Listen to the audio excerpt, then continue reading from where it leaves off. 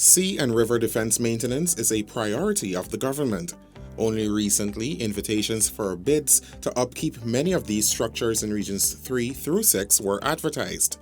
In Region 3, works will begin on the boulder phase protection river defenses at Maryville and Retrieve Lagoon. The earthen embankment at Waterloo will also be improved.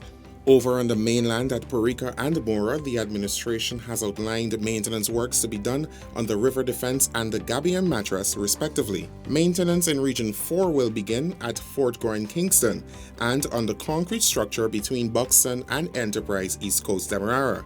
In Region 5, the earthen embankment along the Maikoni and Abari River dams and the Edward Village are slated for maintenance. Over in Region 6, much-needed upgrades to the earthen embankment between Gongo Creek to Friends and Maritrite to Pletanker will be conducted. Similar works will be done on the rock slope at Bushlot, Maida. Sheetanker will also benefit from sea and river defense enhancement works. Budget 2021 proposes a $5.1 billion investment to bolster the nation's sea and river defenses.